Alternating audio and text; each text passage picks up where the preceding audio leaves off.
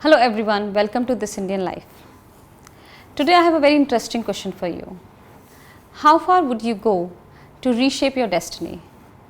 आप अपनी परिस्थितियों को बदलने के लिए किस हद तक जाएंगे? Especially if you are from a small city and you are a woman. But irrespective of the gender, really आप अपनी dreams को achieve करने के लिए किस हद तक जाएंगे? We learn a lot from each other's life stories. Today I have a very good friend who has had a very eventful life, but she has come a long way. She's a coach and a therapist now, and her life's aim is to help everyone out there who's going through something in their life. She has the tools and she has the ways. It's my pleasure to welcome Annapurna Sharma.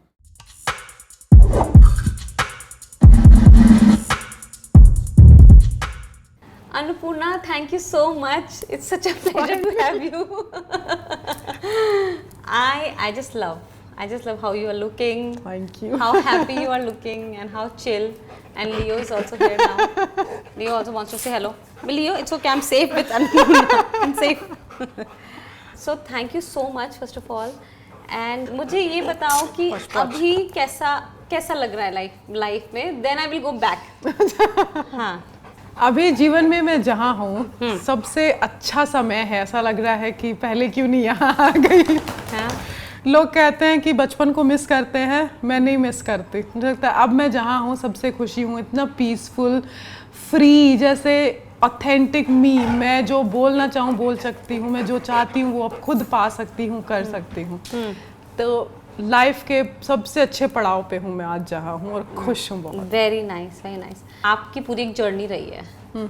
कभी कभी हम इंसान की present situation को देख के हमें लगता है कि ये हमेशा से ऐसे था, राइट? अच्छा या बुरा.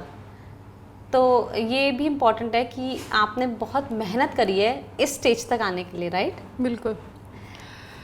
तो मेरी शादी हो गई थी जब मैं 17 साल की थी और मैं एक बहुत ही पिछड़े इलाके से कह सकते हैं, गांव से आती हूँ. एटलीस्ट अब थोड़ी प्रोग्रेस होने लग गई है, बट मैं एक गांव से हूँ जहाँ पे स्कूलिंग भी मेरी इनिशियली तो गांव से हुई थी. नाम बताइए, कहाँ से हैं आप? अच्छा, महेंद्रगढ़ डिस्ट्रिक्ट में कनीना कस्बा के पास गाहड़ा गांव है एक. और मैं हरियाणा में, हाँ जी. और वहाँ से शुरू हुई जो भी मेरी कहानी. शादी हुई रेवाड़ी के एक गांव में. पूरा बड़ा परिवार था, 4 भाई और वो सब जॉइंट फैमिली. घूंघट में रहना पड़ता था. मेरी आवाज़ बाहर नहीं आनी चाहिए, खासकर मर्दों के सामने. और चूल्हे पे रोटी बनती थी. उस टाइम गैस होता भी नहीं था, जो मैंने कभी बनाई नहीं थी. और आप 17? मैं 17 साल की थी. तो वहाँ से लेके यहाँ तक मतलब आसान नहीं था. अब सोचो एक घूंघट में जिसकी आवाज़ नहीं आनी चाहिए वो यहाँ तक. तो बहुत स्ट्रगल्स रहे हैं, बट मैं अपनी लाइफ से खुश हूँ. अब जिस पड़ाव पे आसान नहीं रहा, पर होता है ना कि एक जुनून जब होता है ना, आप कर जाते हो, आपको लगता है नहीं, जब वहाँ से निकल जाते हो ना तब आपको लगता है ये मैंने कैसे कर दिया, तो आसान था. और जब पहला कदम उठाते हो बड़ा मुश्किल होता है. तो what you are saying is कि बल्कि आपकी अगर शादी रेवाड़ी में हुई है, राइट, पर आप भी वैसे ही बैकग्राउंड से थे, आपने अपने घर में वो सब देखा था. हाँ बिल्कुल. तो फिर why was it tough for you? आपके लिए मुश्किल क्यों था शादी के बाद? क्योंकि ये मुझे कभी कभी लगता है कि हम उसी एनवायरनमेंट में रहते हैं ना, लेकिन मुझे पता है कि मुझे ऐसा लगता है कि इंडियन वुमेन के लिए शादी थोड़ी सी टफ रहती है क्योंकि हमारे कल्चर की वजह से. लेकिन तो आपके साथ मतलब कौन से ऐसे इंसिडेंट्स थे जिनसे आपको लगा कि अरे यार ये मेरे घर में नहीं होता था, ये तो यहाँ पे ज़्यादा हो रहा है, ये तो घूंघट, ये जो घूंघट है ना कि भाई आपको वो मुझे लगता है बहुत कम्युनिकेशन गैप्स ले आता है. कहाँ पे जाके आपको ऐसा लगा कि आपकी वॉइस जा रही है धीरे धीरे? मेरे केस में ऐसा था श्रुति, बचपन मेरा थोड़े दिन इधर गांव में था. कुछ दिन बचपन मैंने मेरी नानी के पास राजस्थान में बिताए. उसके बाद में पापा चले गए थे हैदराबाद और मेरे छोटे भाई बहन को साथ ले गए थे, मुझे नानी के पास छोड़ गए थे. फिर वापस जब मुझे हैदराबाद लेके गए ना, मुझे अच्छा लगा। वहाँ से मेरा ड्रीम शुरू हुआ कि मुझे लोगों को हेल्प करना है। और हेल्प कैसे कर सकती हूँ जब मेरे पास बहुत सारा पैसा हो। और उस टाइम पे वहाँ पे कंप्यूटर इंडस्ट्री बूमिंग थी, तो मुझे लगता था कि बस मुझे कंप्यूटर इंजीनियर बनना है ताकि मैं खूब पैसा कमाऊँ लाखों में और लोगों की हेल्प कर पाऊँ, क्योंकि उस टाइम तो ऑब्वियसली पैसे थे नहीं, किसी और से मांग नहीं सकती। तो मैंने वो ड्रीम बिल्ड अप कर लिया था कि मैं तो करूँगी। Because you were independent, you were with your family, with your parents, आप अपने पेरेंट्स के साथ हो। तो कहीं ना कहीं मुझे ये नहीं लगा था कि एकदम से शादी हो जाएगी। I wasn't prepared for it. और एकदम से वो भी 11वीं के बाद मतलब एकदम से हो गई, तो मैं मेंटली प्रिपेयर्ड नहीं थी। मुझे शादी का मतलब नहीं पता था और मैं अभी उसी माइंडसेट में थी कि मुझे पढ़ना है पढ़ना है। मैं शादी 17 इयर्स के हो और आप हैदराबाद में हो एंड सडनली आप वापस वहीं जा रहे हो जहाँ से आप आए हो। एग्जैक्टली। तो मेरे लिए वो बड़ा मुश्किल था, कल्चरल शॉक लगा। हाँ। दूसरा, ये परिवार ऑब्वियसली थोड़ा अलग था जो मैंने अपने घर में देखा था। मेरी मम्मी भी घूंघट में रहती थी, मैंने वो भी देखा था, जैसे ताऊ जी के सामने जो बड़े होते हैं उनके सामने बोल नहीं पाते, तो मुझे वो भी अच्छा तो नहीं लगता था, शुरू से ही अच्छा नहीं लगता था। पर इधर आके मेरे साथ जब होने लगा तो मेरे स्वाभिमान को इतना ठेस पहुंचता, एक डिसरिस्पेक्ट लगता। पर उन लोगों को लगता ही नहीं था कि ये डिसरिस्पेक्ट था, इतना नॉर्मल था उन लोगों के लिए कि अगर मैं आवाज़ भी रेस करूं, आप मानोगे नहीं, मेरे हस्बैंड दूर रहते थे, 3 महीने में एक बार कभी आ गए, ठीक है। हस्बैंड के सामने तो बैठ ही नहीं सकती, मतलब अगर कोई और बैठा है तो। अब हमारे पास ऑप्शन नहीं था, उस टाइम एक रूम लेके मैं पढ़ रही थी, तो है कि एक ही रूम है तो क्या करोगे आप। एक चारपाई है, उस पर मदर इन लॉ बैठी है, हस्बैंड बैठे हैं, मैं बाहर से आई हूँ, खड़ी हूँ, मुझे बोलते हैं वहाँ दरवाजे के पास नीचे बैठ जाओ। इतना डिवास्टेटिंग था मेरे लिए कि मतलब आप दोनों ऊपर बैठे हो, मुझे क्यों नीचे बिठाया जा रहा है, यू नो। इट वाज, ये छोटी छोटी उनके लिए बहुत छोटी चीज़ें थी, पर मेरे दिल पे बड़ा मतलब वो घाव बैठता गया। मैंने इग्नोर किया क्योंकि मेरे पास कोई ऑप्शन नहीं था। You wanted to be, you were like ये मेरे फैमिली मेंबर्स हैं, मैं साथ में क्यों नहीं बैठ सकती। एग्जैक्टली, है ना। शादी के बाद जैसे ही मैं मतलब साल भर बाद गई, साल मतलब 12th कंप्लीट करने के लिए चली गई थी, वापस आई। आप मतलब सोचो आपके घर आया है कोई नया, अभी आया है, वो बैठ नहीं है, बैठती कहती वो बर्तन धो लो उधर, और पूरी बड़ी फैमिली है, इतने सारे बर्तन है वो धोने के लिए। मतलब आई एम नॉट फीलिंग वेलकम, मतलब मुझे वेलकम तो दूर की बात है, आई काम पे लग जाओ types. How would you feel. तो बहुत बड़ा कल्चरल शॉक था। अब पर हमारे देश में मतलब ऐसा ही है, बहुत नॉर्मल है ये चीज़, मतलब नॉर्मल माना जाता है, लेकिन अगर आपने अपनी लाइफ का आपका डिज़ायर कुछ और है, या आप अपने आप को किसी और तरीके से देखते हो, और सबसे पहले आपको ये लगता है कि अरे यार ये मेरी फैमिली है, हाँ, तो फिर मैं एकदम घर में घुसते साथ ही बर्तन, मतलब मैं बाद में भी कर सकती हूँ, ठीक है, घर के बर्तन है, बाद में भी कर सकती। व्हाट इज दिस कि यू नो आप आए और एकदम लग तो what is my value. Second, also emotional abuse बहुत था। ओके, मुझे बहुत टाइम लगा ये समझने में एक्चुअली, हाँ, कि इमोशनली अब्यूज हो रही हूँ, मुझे पता ही नहीं था। लोग कुछ भी बोल देते हैं, कुछ भी। उस टाइम पे ना मोबाइल फ़ोन होते थे कि आप पेरेंट्स से बात कर सको। 1-2 बार चिट्ठी लिखी मैंने, वो पहुंची ही नहीं कभी। Emotional abuse, can you explain what like now. Emotional abuse जैसे मैंने कुछ काम किया, उसको या तो नलीफाई कर दिया कि तुमने किया ही नहीं, और किया भी है तो हाँ ये क्या चीज़ बना दिया, यू नो, खाना बनाया, ये कैसी रोटी बनाई है, इससे ऐसा तो हम बना लेते हैं, इसको तो कुछ आता नहीं है, यू नो। बड़ा चढ़ा के बोलना उल्टा सीधा, या नीचे बैठा देना, ये सब इमोशनल अब्यूज़ है। आपको झुठला देना, आपको नीचे दिखाना, यू नो, आपको जो रिस्पेक्ट है वो नहीं देना, ये सब इमोशनल अब्यूज़ है। और मुझे लगा था कि मेरे पास ऑप्शन नहीं है, चलती रही। लड़कियों को कभी कभी कितना कुछ करना पड़ता है ना, और जब वो अपने पेरेंट्स के घर पे होती हैं तो उनको ये सब चीज़ें कभी बताई नहीं जाती। नहीं बताई जाती। मैं आज कहती हूँ श्रुति, अभी भी मैं गांव से हूँ, चाहती हूँ, अभी भी देखती हूँ, जान पहचान में भी देखती हूँ कि जिस तरह से टॉर्चर होता है, अब्यूज़ होता है, पर उनके लिए इतना नॉर्मल होता है कि उनको पता ही नहीं चलता। वो आदत पड़ जाती है उनको। वो कभी किसी दिन आत्मा जागेगी, जो भी होगा तब होगा। तो ये है। What was the deal breaker for you? आपको कब लगा कि this is it? बहुत पेन रहने लगा था मुझे, प्रॉब्लम थी पीरियड्स की, इतना ज़्यादा कि डायग्नोज नहीं हो रहा था कि क्या प्रॉब्लम है। सफ़र कर रही थी, बार बार डॉक्टर्स के पास जा रही थी। इवेंचुअली थैंकफुली एक डॉक्टर ने डायग्नोस किया कि मुझे एंडोमेट्रियोसिस है। बहुत ही सीवियर था, इतनी हैवी ब्लीडिंग होती है, और मैं देखती हूँ कि मैं परेशान हूँ पर किसी को कुछ फ़र्क नहीं पड़ रहा। जैसे खाना घर में मैं बनाती थी, मेड वेड बाकी लगा रखा था, खाना भी मुझे ही बनाना है, रसोई में मेड नहीं जाएगी।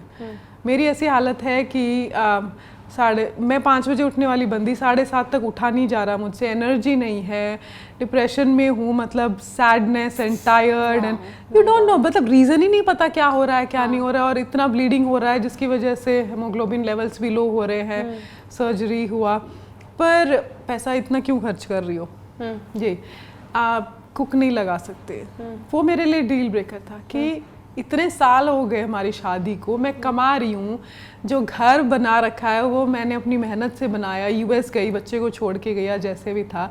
आज जब मैं बीमार हूँ और मुझे ज़रूरत है, तो इतना सा नहीं कर सकती कि भाई यू नो कि ठीक है तुम्हारी यू नो उसके सेहत का सवाल है तो चलो लगा लो। हालांकि इवेंचुअली धीरे धीरे करना पड़ा, बट आपको जो इनिशियल रिएक्शन मिलता है तब पता चल जाता है कि मतलब वो भी एक स्ट्रगल था, वो स्ट्रगल था कि भाई हेल्प रख लेते हैं, वो भी एक स्ट्रगल था। फिर आपने कहा कि दैट्स इट, फिर आपने डिवोर्स। तब एक्चुअली तब से शुरू हुआ था पर हिम्मत नहीं हुई। आप जो जिस उसमें गोल चक्कर में फंस जाते हो ना, आप जो मैं इमोशनल अब्यूज़ की बात कर रही थी ना, लोग उसको अब्यूज़ को मानते ही नहीं है, सोचते हैं कि ये नॉर्मल है। आप घर में लड़ाइयाँ किसके नहीं होती है, कोई बात नहीं, वैसे बोल दिया अगली बार नहीं बोलूँगी, इस चीज़ को इतना नॉर्मल कर देते हैं कि करते रहे। इवन दो आप अपने आप को इम्प्रूव करने की कोशिश कर रहे थे, ऐसा नहीं था कि आप पार्टियां कर रहे हो बाहर जाके, नहीं, या दारू पार्टी कर रहे हो। दारू तो पीती ही नहीं हमारे फैमिली में वैसे, मतलब लिटरली यू नो मैं सिर्फ अपने लिए क्या निकालती थी टाइम, सुबह जिम जाना है, मतलब you are trying to take care of yourself. हाँ, सुबह जिम जाती थी, योगा टीचर एक लगा रखी थी, तो ये सेल्फिशनेस हो गई, ये सेल्फिशनेस थी। और मैं जैसे ट्रैकिंग 1 ईयर चली गई या इधर उधर घूमने, और न्यूट्रिशनिस्ट को जैसे फीस देते हैं क्योंकि वो गाइड करे हमें, उसके लिए वो पैसा लगा दिया, उसी में ही बस शुरू हो गया था। और वहाँ से मेरा शुरू हो गया था कि जो पैसा मैं कमा रही हूँ वो मैं अपने लिए नहीं कर सकती। तो आपको फिर पता चल जाता है कि भाई हाँ फिर क्या लेना देना है। तो 2013 से लेके कितना टाइम लगा आपको ये डिसीजन लेने में, क्या, और मतलब आपकी फैमिली ने कैसे रिएक्ट करा जब आपने बोला कि मैं डिवोर्स के लिए सोच रही हूँ? मतलब हेल मतलब कहते हैं ना कि बुरा हाल हो गया होगा। बहुत बुरा हाल था, कहीं ना कहीं मेरी फैमिली को पता था कि जो प्रॉब्लम्स हैं। जब भी मैं जाती थी ना तो ये डिस्कशन होता था कि तेरे घर ससुराल वाले ऐसे ऐसे, और मुझे ये बहुत अजीब लगा कि आप खुद बैठ के वहाँ समझ रहे हो ये सब चीज़ें हो रही हैं, और जब मैंने रेज़ किया तो कह रहे हो कि अब सेटल, मतलब कोई नहीं, कर लो एडजस्ट, बच्चे बड़े हो गए। तो मुझे टाइम, पहले तो मुझे खुद टाइम लग रहा था क्योंकि मुझे लगा कि मेरे बच्चों को दोनों माँ बाप का प्यार चाहिए, तो चलो कोई बात नहीं कर लेते हैं। तो मैंने पहले इशू रेज़ किया तो वो लोग आए घर पे, जैसे बात करी, चले गए, उनका काम तो हो गया। पीछे से वही उनको लगता है कि कुछ सुधरा है, सुधरता तो कुछ नहीं है। तो 1-2 बार ऐसा हुआ है, कुछ नहीं होता। मैंने बोला कि मुझे डिवोर्स फाइल करना है, तो भाई प्रॉब्लम्स की अगर तुम करोगी तो तुम्हारे घर में भी भाभियाँ हैं, कल को वो करेंगी कि तुमने कर लिया, तो उनको मतलब वो इंस्पिरेशन मिल जाएगा। जॉब छोड़ दो ताकि हो सकता है उससे लाइफ ठीक हो जाए। तो ये रीजंस दिए गए थे। कहीं ना कहीं मैं खुश नहीं थी, पर बच्चों के लिए कोशिश करी। You think it was cultural? Do you think culture का बहुत बड़ा रोल है इसमें कि ऐसा ही होना चाहिए? देखो कल्चर का तो है ही है, बट आई थिंक हम लोग भी तो अब ग्रो हो रहे हैं, तो चेंज हो रहा है टाइम, तो हमें टाइम के हिसाब से चेंज होना चाहिए। ओके। तो कल्चर तो ऑब्वियसली है, ये शेम मानते हैं ना कि गांव में किसी और ने नहीं किया डिवोर्स, ये पहला डिवोर्स होगा और हमारी ही बेटी का होगा। ऐसा होता है कि पहले किसी ने किया हुआ है तो भी थोड़ा सा शांति मिल जाती है कि किसी ने किया हुआ है, भाई हमारा पहला केस है, क्या बोलेंगे। तो आप मतलब आप अगर खुश नहीं हो अपनी शादी में तो आप रहो शादी में, क्योंकि किसी और ने डिवोर्स नहीं किया है। अच्छा, बिल्कुल। मतलब मैं तो कहती हूँ सिर्फ यही नहीं है, बल्कि कुछ फैमिलीज इस हद तक जाती हैं कि बेशक बेटी मर जाए वो बेटर है रेदर देन डिवोर्स, इस हद तक जाता है। That's true. इवेंचुअली मैंने वेट किया कि मैं अपनी फैमिली को लेके साथ चलना चाहती थी, हर कोई यही चाहता है, पर नहीं हुआ तो मैंने फिर डिसाइड किया कि हाँ मैं करूँगी। आई फॉट अगेंस्ट देम, मुझे बोला कि ठीक है जाओ तुम कर जो करना है करो, हम सपोर्ट नहीं करेंगे। बट सपोर्ट मिला मुझे, कुछ मेरे कजन्स हैं उनकी तरफ से, और वो and that's how I proceeded. तो जब मन बना लिया तो मना लिया पूरी तरह से, नॉट नो गोइंग बैक। पर कितने साल तक आप नहीं कर पाए, कितने साल लगे आपको इतना सपोर्ट पाने के लिए? मुझे लग गए मतलब 7 साल लग गए। ओह माय गॉड। क्योंकि श्रुति कोई नहीं हेल्प करता आपको, लोग आएंगे राय देंगे ऐसा कर लो वैसा कर लो, करना आपने खुद ने। और सपोर्ट मुझे मिला, मेरी बहुत अच्छी फ्रेंड्स भी हैं जो बोलती थी निकल जा, ऐसे कर ले वैसे कर ले, पर मेरी आत्मा ये कहती थी कि मैं गलत काम नहीं करूँगी, मैं करूँगी सीना तान के करूँगी। मैं ऐसा नहीं है कि किसी भी दिन निकल के चली गई, वो काम मैं नहीं करूँगी। और कहीं ना कहीं ये मेरी दिल की आवाज़ थी कि मुझे उस फियर को फेस करना है, उस फियर से भागना नहीं है। अब ऑब्वियसली जब आप किसी परेशानी में इस हद तक चले गए कि उससे बचना है, निकल जाओ बस किसी तरह के से, पर मेरी आत्मा कहती नहीं मुझे फेस करना है, मुझे ऐसे नहीं करना है।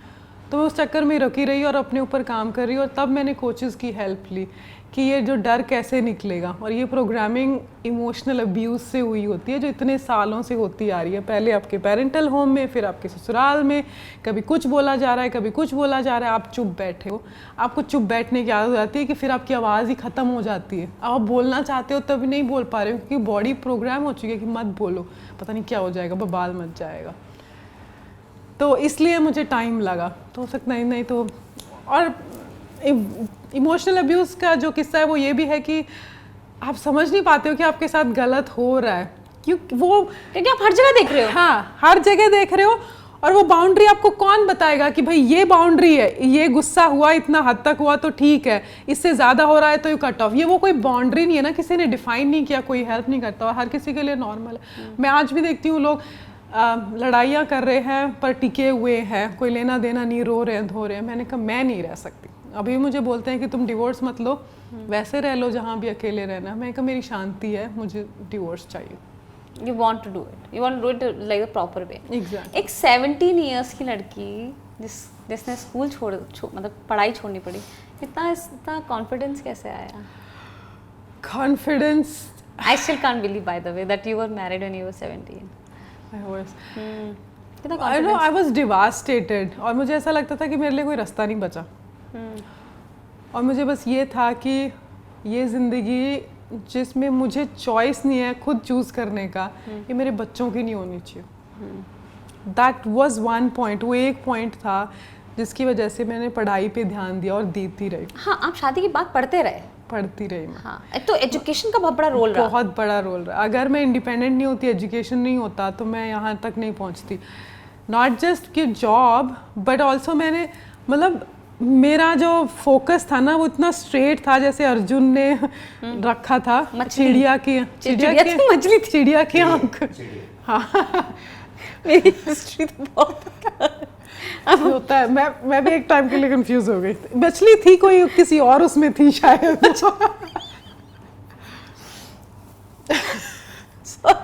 सॉरी चिड़िया, तुम जहाँ पे भी हो। हाँ, नहीं, पॉइंट वाज कि इतना मैं क्लियर थी ना कि जो भी अब्यूज भी हो रहा था ना, मुझे होता ना, मैं उसको ब्रश ऑफ कर देती थी। हाँ, मतलब मैंने ध्यान ही नहीं दिया। आप घर की शांति के लिए आप कहते हो कि यार छोड़ यार, हाँ, I am not important, the whole family is important. और मैंने कहा मुझे पढ़ना है बस। ओके। तो मैं उस पढ़ाई ने मुझे बहुत सपोर्ट किया, मतलब मैं टिकी रही, लगी रही, वरना तो लड़ाइयाँ झगड़े होते, जवाब देती जो भी मैं उनमें से हूँ। मैं जवाब देने में मतलब विश्वास नहीं करती कि मैं खड़े होकर किसी को जवाब दूँ। मैंने कहा मैं जो मैं कर रही हूँ वो मेरा जवाब वही होगा। तो उसने मुझे बहुत सपोर्ट किया। पढ़ाई ने बहुत बड़ा इम्पोर्टेंट रोल प्ले किया है ना पढ़ाई ने। now I want to come to your present life. You know, you have become one of the, like, you know, I see your Instagram posts, I see you on Instagram, and you know, you changed your career. You have become a coach and a therapist. And like, what prompted that? I mean किस किस चीज़ ने आपको prompt किया कि this is what you want to be in your life, and how, मतलब कि decide कैसे किया आपने कि मुझे कोच बनना है? वो ऑटोमेटिकली ऐसे हुआ कि मेरी लाइफ में मुझे हेल्प नहीं मिल रही कभी, क्योंकि एक प्रोफेशनल हेल्प। हाँ, प्रोफेशनल हेल्प जो होती है, जैसे मेरे सवाल थे, मुझे पता था कि ये जवाब नहीं है, कुछ और है, और मुझे नहीं पता था किधर जाऊँ, कहाँ जाऊँ। हाँ, आपको सेल्फ डाउट चलता रहता है। सेल्फ डाउट है, और मैं ऐसी फैमिली में हूँ जहाँ पे लोग इतने पढ़े लिखे नहीं हैं, और पढ़े लिखे हैं तो भी उनका वो लेवल नहीं है। तो वहाँ पे मैंने प्रोफेशनल हेल्प सीख करनी शुरू करी, और सीख करते करते मैं वहाँ तक पहुँची कि मैंने कहा मुझे लोगों की हेल्प करनी है। मुझे इतना कॉन्फिडेंस आया, इतना अच्छा लगा कि जो मुझे चाहिए वो एक्चुअली मेरे अंदर ही है, मैं किसी पे डिपेंडेंट नहीं हूँ। तब तक मुझे ऐसा लगता था कि हाँ, लाइफ में ना हर किसी को साथ लेके चलना है, डिपेंडेंट रहना है, उसके बिना पार नहीं होगा। जब मैंने कोचिंग शुरू किया तब मुझे लगा कि हाँ, अब मैं सही जगह आई हूँ, और मुझे पता है कि मुझे मेरी लाइफ कैसे अपने आप से चलानी, मतलब मैं किसी और पे डिपेंडेंट नहीं हूँ। आप सपोर्ट ले रहे हो विच इज़ गुड, बट मैं किसी पे इमोशनली, मेंटली, फिजिकली, फाइनेंशियली कहीं भी डिपेंडेंट नहीं हूँ, क्योंकि मुझे एक प्रोसेस पता चल गया, ये प्रोसेस है। पहले ये process, tell me the process. Process यही है कि आपको अपने इमोशंस को एड्रेस करना पड़ता है, आपको अपनी सेल्फ डिस्कवरी पे काम करना पड़ता है, आपको क्या चाहिए आपको वो पता होना चाहिए। I can assure you 99% of the humans don't know what they want. वो जो वांट आती है उनकी, वो कहाँ से आ रही है? क्योंकि बचपन से किसी ने बताया है, समझाया है कि शादी करनी चाहिए, जॉब करना चाहिए, इस तरह से करना चाहिए, वही। और मैं भी वही किया था काफ़ी हद तक। पर आप करे जा रहे हो, पर आप खुश तो नहीं हो। जब आपको लगने लगता है कि अब आप खुश नहीं हो, क्यों खुश नहीं हो, आप बेफालतू की तुकी बातों में पढ़ रहे हो। हाँ, पढ़ रहे हो, आपको समझ में नहीं आ रहा। दैट्स द पॉइंट जहाँ पे गैप है between your brain and your heart. हाँ, between your brain and heart, क्योंकि दिल को पता है उसको क्या चाहिए, पर दिमाग कहता है नहीं भाई, जॉब करो, शादी करो, बच्चों को संभालो, इसी तरह से तुम्हें अप्रूवल मिलेगा, and people will praise you, and people तुम्हें प्रेज करेंगे, तभी तुम्हें प्यार मिलेगा, तुम टिके रहोगे, एंड यू आर सेफ।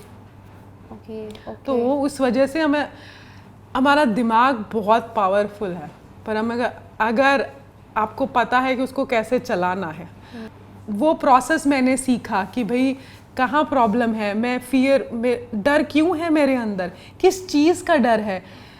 तब गैप जो आइडेंटिफाई करने लगते हैं कि मेरा दिल तो ये चाहता है कि मैं ट्रैक पे जाऊं, घूमूं फिरूं, पर डर ये है कि अगर मैं गई तो घर में लड़ाई होगी। ये है कि वो मुझे ऐसे बोलेंगे, वैसे बोलेंगे, फिर फालतू के लड़ाई झगड़े होंगे। अब मैं अगर बंद कर देती हूँ तो मेरी तो तबीयत खराब हो रही है, because you are not fulfilling your desires. आत्मा बोल रही है कि जाओ नेचर के पास जाओ, ये करो, पर आप उसको सप्रेस कर रहे हो। आप एक बार करोगे, 2 बार करोगे, 3 बार करोगे, इवेंचुअली बीमारियां होंगी। ये तो लिखित है, it's a law that if you are suppressing your emotions and your wants and need, it's you are going into diseases. और लाइफस्टाइल डिजीजेस ये क्यों आ रही हैं? इसी वजह से आ रही हो। दैट्स व्हेन आई रियलाइज्ड कि मुझे तो पता ही नहीं था, तो more people need to know this, and that's why I decided कि कोचिंग में जाऊंगी, और मेरे जैसे लोग जो तरस रहे हैं और आगे बढ़ने का और हेल्प नहीं है, उन लोगों को मैं सिखाऊंगी, आगे बढ़ाऊंगी। That's when I want to be their guide, their mentor. Yes, exactly. ऐसा नहीं है कि सिर्फ आदमी करते हैं, औरतें भी करती हैं इमोशनल अब्यूज़। आप इस पे फोकस नहीं करो कि कौन कर रहा है, इस पे फोकस करो कि इमोशनल अब्यूज़ होता क्या है। पहले आप समझो उस चीज़ को, इमोशनल अब्यूज़ होता क्या है। कोई झूठ बोल रहा है, उसको आपने पकड़ा, वो औरत भी बोलती है, मर्द भी बोलता है, उसको भी पकड़ो आप। पैटर्न्स होते हैं जिनको आपको देखने होते हैं। आप अपना माइंड खुला रखो, आप लेबल मत करो, तब आई थिंक आपको ज़्यादा दिखता है। हैं बहुत सारी औरतें जो मैंने देखी, बहुत ही मैनिपुलेटिव होती हैं। बेसिकली मुझे ऐसा लगता है अगर रिलेशनशिप में आपको कहीं अनकंफर्टेबल लग रहा है तो उसको एड्रेस करो, चाहे वो कोई भी रिलेशन, फ्रेंडशिप हो, हस्बैंड वाइफ हो, ब्रदर सिस्टर हो, या चाइल्ड एंड मदर, और चाइल्ड और father. I think you would feel if something is wrong in the relationship, whether it's manipulation, you would feel it, right? So I think it's important to address it. Shruti, कुछ relationship में actually initially नहीं पता चलता, definitely. जैसे कि मुझे भी नहीं पता था कि इमोशनल अब्यूज हो रहा है। हाँ, whether it's your family or is the other family, हाँ। right?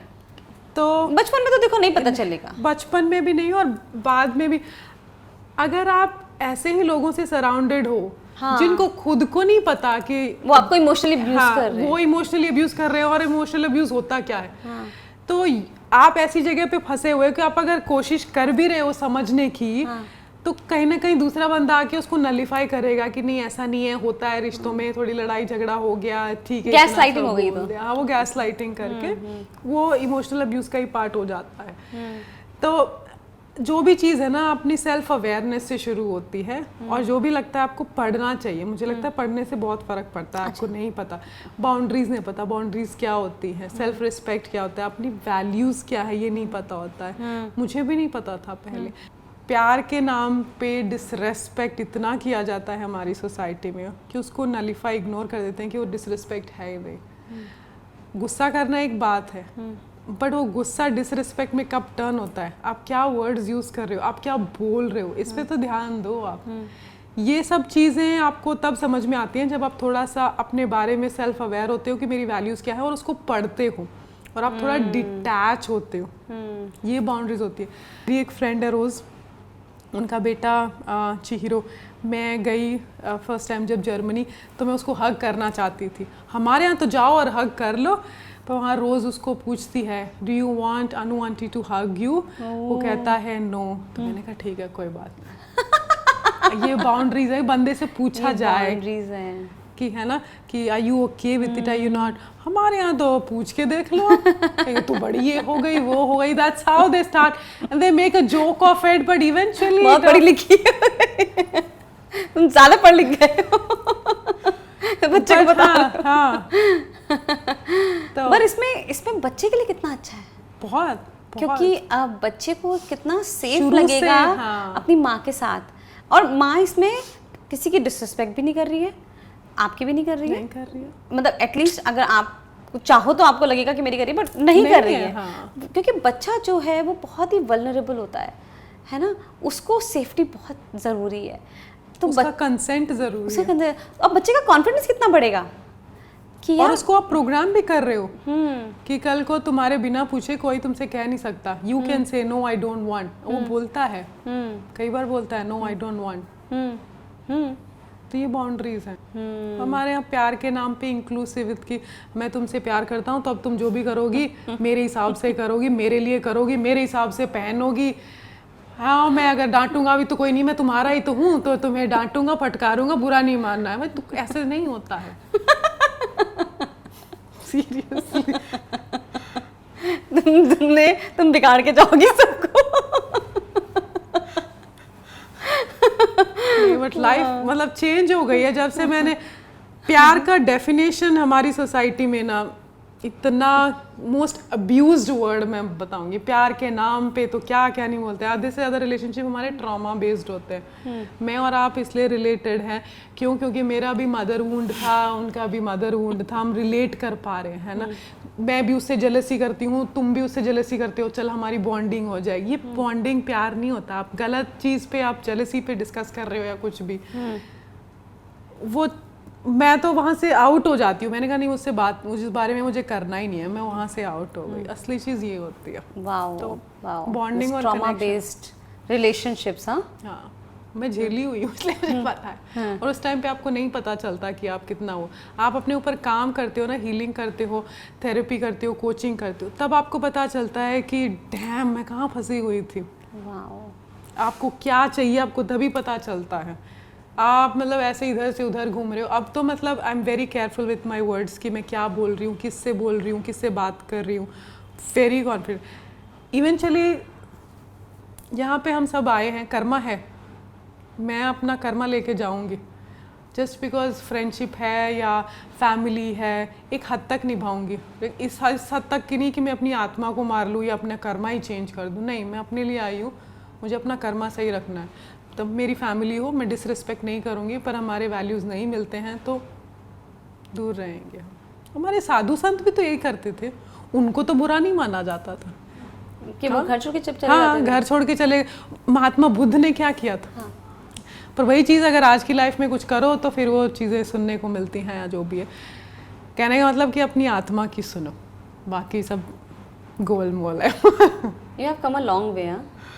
या डेफिनेटली। You know? अभी मुझ में इतनी हिम्मत होगी, पहले तो मैं बोल भी नहीं पाती थी। Emotionally I couldn't talk. मैं अपनी आत्मा की आवाज़ बोलना भी चाहती थी ना, मैं पहले रोना शुरू कर देती थी। कोई मुझसे मैं किसी का दुख देखती थी ना, मैं रोने लगती थी। मतलब ऐसा लगता था कि उसका दुख मेरे अंदर आ गया है और मैं उनका दुख फील कर रही हूँ। लिटरली मैंने कई बार तो मेरी हीलर को बोला था, ऐसा होता है क्या? बट नाउ, और इनिशियली जब मैं थेरेपिस्ट बनी थी, मेरे लिए मुश्किल था लोगों का रोना धोना देख के कि कितना मतलब दुख के थ्रू है, किसी का सेक्सुअल अब्यूज़ है, किसी का कुछ है, and I used to cry. पर धीरे धीरे फिर हमें समझाया गया कि तुम अपनी बाउंड्रीज रखो। मतलब तुम्हें अपने उनके दुख से तुम्हें इम्पैक्ट नहीं करना है, बिना इम्पैक्ट करे भी तो हेल्प कर सकते हो। प्यार का ये भी एक तरीका है, लोग जताते हैं ना कि मैं दुखी हूँ तो तुम्हें भी दुखी होना है, तुमने खाना नहीं खाया तो मैं भी खाना नहीं खाऊंगी, तुम्हें दुख हुआ तो मैं भी दुख करूँगी। नहीं, अगर मैं दुखी होगी तो तुम्हारी हेल्प क्या करूँगी? प्यार वो होता है कि तुम दुखी हो तो मैं दुखी नहीं होंगी, मैं अपने आप को इस तरह बनाऊंगी कि तुम्हें उससे निकालने की कोशिश करो। Wow. प्यार का ये होता है। पर नहीं, हमारे यहाँ तो मैंने उसको ये बोला, इतना सब कुछ बोला, उसको कुछ फ़र्क ही नहीं पड़ा। हाँ, अगर मैं बोलती हूँ मुझे लग रहा है ऐसा है, हो रहा है वैसा, सॉरी तुम्हारे साथ ऐसा हो रहा है, मैं रो रही हूँ, तो मतलब वी आर कनेक्टेड। बट नहीं, मैं पीछे चुपचाप बैठ के और सुन रही हूँ कि अच्छा ऐसा हुआ वैसा हुआ, मतलब कनेक्शन नहीं है। So you are saying that don't change your karma. आपका जो कर्म है वो आप करते रहो और इवेंचुअली सामने वाले की हेल्प हो जाएगी। आराम से। You be your authentic self. That is the authentic self. और जो मैंने बोला था, इंटेंशन, हर काम एक्ट जो भी है, इंटेंशन क्या है आप करने का, वो क्लियर रखो। मैं कर क्यों रहे हैं? क्यों कर रही हूँ? हम ईगो की वजह से कर रहे हैं, हाँ, दूसरों की या वजह से मेरी कर रहे हैं, आत्मा चाहती या है, मेरे बॉडी मेरे को बोल रही है करने के लिए। हाँ, एग्जैक्टली। और ये अवेयरनेस आती है जब आप अपने ऊपर काम करते हो। कोचिंग इसीलिए ज़रूरी है, जो आपको पता भी नहीं होता। So do you select? Do you sometimes say no to people also कि मैं तुम्हें कोचिंग नहीं दे सकती? ऐसा होता है? हाँ, ऐसा होता है। पहले हम एक कॉल पे जाते हैं जिस पे मैं समझती हूँ कि उनकी क्या नीड है, वो क्या चाहते हैं। इधर से मैं जो ऑफर कर सकती हूँ, मेरे पास जो है वो देखते हैं, एंड देन वी सी कि if it will work out और नॉट। अच्छा, ओके। और आप उनसे मतलब कि बहुत सारे क्वेश्चंस पूछते होंगे। हाँ, उनके बारे में first- जानना है, क्यों आए हैं, क्या रीज़न है, कितना डेडिकेटेड हैं कि करना चाहते हैं। हाँ। और कई बार ऐसा होता है कि शुरू में करना भी चाहते हैं, फिर बाद में मोटिवेशन फॉल हो जाता है। तो मेरे लिए बहुत ज़रूरी है बंदा ऑनेस्ट बहुत हो, वेरी ऑनेस्ट। कुछ भी छुपाया आपने तो फिर मैं आपकी हेल्प नहीं कर पाऊंगी। वो मैं गारंटी देती हूँ कि यू कैन ट्रस्ट मी। और तो आप जितने भी लोगों ने मेरे साथ काम किया है, यू कैन आस्क देम कि ट्रस्ट बहुत ज़रूरी है। बहुत तो ज़रूरी यू है। Have to. तो I am here, I will give my 100%, but you have to give your 100% honesty to communicate, and I give them. मैं स्पेस देती हूँ कि बोलो, अगर मेरी बात अच्छी भी नहीं लग रही है तो भी बोलो कि मुझे आपकी ये बात अच्छी नहीं लगी। एक्सप्रेस करो अपने। हाँ, एक्सप्रेस करो। क्योंकि प्रॉब्लम ये नहीं है कि मेरी बात तुम्हें अच्छी लग रही है नहीं लग रही है, मुझे उससे कोई प्रॉब्लम नहीं होगी, बट आपका बिलीफ सिस्टम क्या है, कहाँ से वो आ रहा है, उसको एड्रेस करना ज़रूरी है। मुझे तो पता है कि मैं, ज़रूरी नहीं है मेरी बात हर किसी को अच्छी लगे, I am okay with that. मैं जो बोल रही हूँ मुझे पता है। हाँ।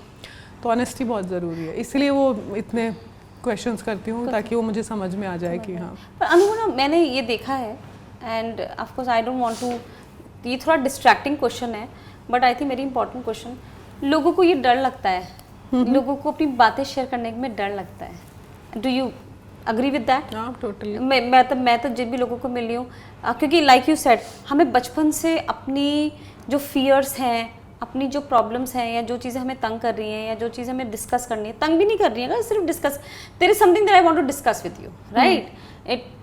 पर मुझे डर लगेगा कि अब तो मैं पिछले बहुत सालों से कोचेस के साथ काम कर रही हूँ, तो I become very confident about sharing my details. अभी तक टचवुड ऐसा कोई केस भी नहीं हुआ है कि मेरी कोई डिटेल्स किसी ने शेयर करी हो किसी और के साथ, तो आपका कॉन्फिडेंस फिर बढ़ता चला जाता है कोचेस के साथ। बट बहुत सारे लोगों से जिनको मैं एडवाइस करती हूँ कि आप भी कोचिंग लो, उनको वही कहते हैं यार हमें तो डर लगता है अपनी मन की बात शेयर करने के लिए, किसी को बता दी तो, नेट पे आ गई तो, यू नो ऐसे करके। तो क्या ये सच है, ऐसा हो जाता है क्या? कुछ कोचेज ऐसे हैं जो ऐसा कर देते हैं, या कोचिंग का भी अपना एक रूल है? कोचिंग का ऑब्वियसली एक रूल है, ट्रस्ट बहुत बड़ा फैक्टर है, आप उसके बिना तो कर नहीं सकते। और कोचिंग में आपके फिर ऑब्वियसली टर्म्स होते हैं, जब आप किसी भी जॉब में कहीं भी साइन करते हैं। अच्छा, कॉन्ट्रैक्ट्स होते हैं। हाँ, जब साइन कॉन्ट्रैक्ट्स करते होते हैं तो कोच आपका ट्रस्ट कभी नहीं ब्रेक करेगा। अच्छा, नहीं करेगा। जो लोगों को लगता है पर्सनल इन्फॉर्मेशन कोई हमें ब्लैकमेल ना करे कहीं, ना ना ना ना ना नहीं। ये लीगल इम्प्लीकेशंस हैं, आप लीगली फिर फाइल कर सकते हो। वैसे आज तक मैंने कभी ऐसा सुना नहीं है कि कोचेज ऑथेंटिक ही होते हैं, उनका काम ही यही है। हाँ। और या फिर आप उसी कोच के पास जाओ जो आपसे कॉन्ट्रैक्ट साइन करा रहा है, यू नो, मतलब somebody who's प्रॉपर प्रोसेस कर रहा है। एग्जैक्टली, वो जरूरी। और कोचेस भी बहुत टाइप के होते हैं। हाँ। आजकल तो मतलब बुक कोच हो गया कि बुक कैसे लिखना है, वो कोच तो अलग है, उसका काम अलग है, आपको सिखाएगा अलग, आप अकॉर्डिंगली देखोगे। लाइफ कोच का काम अलग है, आपके लाइफ इंसिडेंट्स है, रिकॉर्ड नहीं करते हम, कहीं शोकेस नहीं करते, वो हमारा डिसाइडेड है। Okay okay. आप do you get rid of people's this thing, like आपने अगर मान लो मुझे कोचिंग दी, would you get rid of my material after some time? Like if my material is with you, recordings are with you और writings are with you, ऐसा कुछ होता है? हाँ, होता है। क्या टाइम फ्रेम होता है आपका? That depends on you. जैसे यूजुअली हमारी जूम कॉल्स होती हैं, हाँ. तो first of all we record with the consent of the client, and then we give them like 2 weeks का टाइम होता है कि आप रिकॉर्डिंग को डाउनलोड कर लो, नहीं तो ऑटोमेटिकली वो डिलीट हो जाती है। सेटिंग्स होती है हमारी, वो कर लेते हैं हम।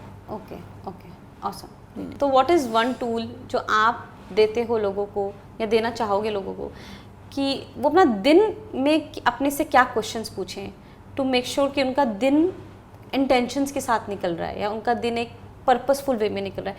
First of all I think जैसे ही हम उठते हैं, वी हैव टू क्वेश्चन, पे gratitude and question yourself. If this was the last day of your life, how would you spend it, how would you live it?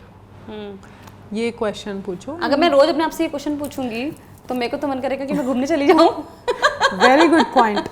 But you also have to see कि अगर ज्यादा दिन जिए तो balance कैसे करना है। अरे ये भी साथ में पूछना है कि आज का कैसे जीऊं, कि भाई आखिरी दिन है, लेकिन अब मैंने सोचा आखिरी दिन है तो चलो भाई घूमने चलो, पैसे खर्च करो। लेकिन फिर साथ में ये भी क्वेश्चन पूछना है कि अगर मैं ज्यादा दिन जी गई, हाँ, तो मुझे फ्यूचर के लिए भी करना तो है, थोड़ा बैलेंस बना के चलना है। रीजन ये है पूछने के लिए कि अगर लास्ट का दिन हुआ तो कैसा हुआ, इट डिफाइंस कि आपका दिन कैसा जाएगा, आप लोगों के साथ कैसे बिहेव करोगे, आप अपने साथ कैसे बिहेव करोगे। कि एंड ऑफ द डे आप मर गए तो आप रिग्रेट तो नहीं करोगे आपने किसी के साथ बुरा किया, बदतमीजी की, किसी से बात ढंग से नहीं करी, वो चीज का आपको आंसर। लेकिन अपने बिल पे करके जाओ इफ दैट, वो अगर आपकी आत्मा वो जवाब दे रही है उस क्वेश्चन का, तो वही जवाब है। मतलब इट्स लाइक आज के दिन के बारे में सोचो, बट लॉन्ग टर्म भी सोचो कि क्या करना है। मतलब you know, don't take it in a wrong way कि भाई आज का ही सोचना है। ओके, दैट्स वन क्वेश्चन कि you know, if this is my last day, how I would like to spend it, considering I am also going to live more. True. And then second question है कि दिन में 3 ऐसी कौन सी चीज़ मैं कर लूँ तो मेरा दिन सफल है। हमारी आदत क्या होती है कि हम पता नहीं दिन में क्या क्या अकम्प्लिश करना चाहते हैं, 10 चीज़ें दिमाग में होंगी, लिखित भी नहीं होंगी। By end of the day हमने कई बार तो उन 10 से ज़्यादा ही कर लिया होता है चीज़ें, पर हमने शायद वो 10 चीज़ें नहीं की जो दिमाग पे थी, कुछ और कर लिया। तो हम क्या करते हैं, अपने आप को बीट करते हैं कि हमने वो काम किए ही नहीं जो करने थे, जो दिमाग में था, बट उसके अलावा आपने इतना कुछ कर लिया। उसको सोच के भी खुश रहो। हाँ, तो आप दिन की शुरुआत ऐसे करो कि अगर मेरी लिस्ट 5 है, कौन सी 3 चीज़ें मैं कर लूँगी तो बस संतुष्ट हूँ कि मेरा हाँ आज का दिन अच्छा रहा। Okay. Third, intention of the day, कि मेरा इंटेंशन क्या है दिन का। आप हर दिन का एक अलग इंटेंशन सेट कर सकते हो कि आज का मेरा इंटेंशन है कि मुझे बस अपने ऊपर फोकस करना है, अपने आप को प्यार करना है या जो भी है, या इंटेंशन ये है कि मैं किसी से भी मिलूँगा स्माइल करके मिलूँगा, उसको पूछूँगा, अगर मैं बिज़ी भी हूँ तो कोई बात नहीं, थोड़ा 2 मिनट बीच में लेके और थोड़ा सांस लूँगा। वो डिपेंड करता है कि आप जैसे कोचिंग प्रोसेस में हो तो every day something new that you have to work on, want to work on. जैसे कई बार मुझे रियलाइज़ होता है कि 4 घंटे हो गए मैं सीट पे बैठी हूँ और बस चले जा रही हूँ, कई बार मेरी नेक में दर्द है, इसमें दर्द है। मैंने कहा मेरा आज इंटेंशन है हर 1 घंटे में 2 मिनट का गैप लूँगी, शांति से बैठूँगी, रिलैक्स करूँगी, and that's it. Okay, and once you set an intention it happens. And you have मतलब tell your brain to remind you to do that. हम अपने ब्रेन को यूज़ कर सकते हैं, हम करते नहीं है। अपने दिमाग को बोलो कि अच्छा ये मैंने इंटेंशन सेट कर लिया है, अब मेरे भाई, मेरे दोस्त, मेरे दिमाग, अब तुम्हारा काम है कि दिन में मुझे हर घंटे में ये चीज़ याद दिलानी। ओके, खुद याद दिलाएगा। ओके। कभी आपने सुना है या किया है कि रात को आप सो रहे हो, oh my god, I was coming to है ना? दैट, और कि मैं सुबह बोलो- मुझे 5:30 बजे उठना है। हाँ, तो मुझे उठा देना, और उठा देगा दिमाग। आप यस, इट हैपेंस। तो दिमाग को भी आपको यूज़ करना सीखना है इसी हिसाब से। Okay, So that is another question you have to ask. At the end of the day, then before sleeping, you have to ask yourself, what is it today that you accomplished? Makes you feel contentful. And एक वो चीज़ कि आपने क्या सुधार कर सकते थे जो नहीं किया, उसको लिख लो ताकि अगले दिन के लिए फिर वो हो जाएगा। So these are the questions जो रोज़ पूछने चाहिए हमें। ओके। बेबी स्टेप्स लेना बहुत ज़रूरी है श्रुति। हाँ। हम चाहते हैं कि 5 क्वेश्चन में आज से ही कर दूं और रोज़ करूं, नहीं काम करता है, धीरे धीरे होता है। आज मैं एक क्वेश्चन से शुरू करूंगा, इंटरेस्टिंग। कल भी एक क्वेश्चन करूंगा, वही कर लूंगा रिपीट, या दूसरा कर लूंगा, तीसरे दिन नहीं हुआ कोई बात नहीं। अपने आप को मारो मत, साला मुझसे होता ही नहीं है, मेरे बस की नहीं है, ये नहीं करना चाहिए। अपने आप को आप जितना मारते हो ना कि मैं अच्छा नहीं हूँ या किसी लायक नहीं हूँ, मेरे से नहीं होगा, माइंड उस चीज़ को सुन रहा होता है। वो कहेगा अच्छा तुमने ये बोला है मतलब तुम्हारे बस की नहीं है, तो अब मेरा काम है कि मैं मेक श्योर करूं कि तुम नहीं कर पाओ। हाँ, तो इसीलिए you have to be very careful with your words. Once with your words and unfamiliar को फेमिलियर बनाना है। एग्जैक्टली। या अनफेमिलियर को फेमिलियर बनाना है पहले यहाँ पे, जब वहाँ पे हो गया तो वो तो आसानी से हो जाएगा, फिर कोई दिक्कत नहीं है। Very nice. I don't want to say thank you. I want to continue. इतनी सारी चीजें हैं, but thank you so much. I learned so much today. You have really come along. Yeah, You know, I I'm agree. so glad we kept in touch. Thank you. I did. I Yeah, do. I you know. know. आओ कभी Germany घूमने। Germany जाऊंगी guys. वहाँ से podcast करेंगे फिर। Podcast करेंगे। Well बहुत बहुत अच्छा, Simi Grewal style. Okay, thank you so बहुत much. अच्छा लगा मुझे। Well thank you so much. And कोई भी क्वेश्चंस हो तो अन्नपूर्णा है, अन्नपूर्णा अपना ईमेल आईडी बताइए। मेरा ईमेल आईडी है annapurna.sharma@gmail.com। आपको कुछ भी किसी भी टाइप के क्वेश्चंस हो रिलेटेड टू थेरेपी और कोचिंग और any help you need, mental, emotional well-being, I'm always there and you can trust me. Honestly, you can trust me. मैं रही हूँ वहाँ उस जगह पे, यहाँ पे मेरे लिए विश्वास करना आसान नहीं था। काफ़ी लोगों ने तोड़ा था, बट आई प्रॉमिस मैंने विश्वास नहीं था। And thank you so much for inviting me, this was such a pleasure speaking about thing I know, like I know it's so close to your heart. It is close to my heart. मतलब लोगों को बताना चाहती हूँ कि भाई अपने ऊपर काम करो, इससे बढ़कर कुछ भी नहीं है लाइफ में। वो कहते हैं महर्षि रामानंद ने कहा योर ओन, मतलब charity starts with your own self awareness. अगर आपने अपने ऊपर ध्यान दे दिया, आपको किसी और की ज़रूरत नहीं है। अगर हर इंसान दूसरे पे डिपेंड रहा तो दूसरे पे डिपेंड ही रहेगा।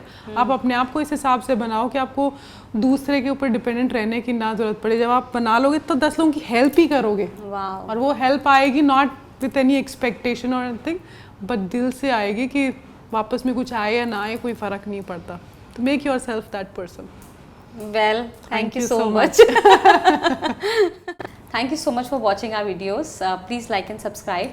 I also want to say that we really like it when you give us your feedback, when you comment on our videos. So please continue to do so. We always love to hear from you. If there is any topic that you would want us to cover, किसी भी topic के बारे में अगर आपको ज़्यादा जानना है, आप सुनना चाहते हैं, please feel free to message us. We would love to cover it for you. Thank you.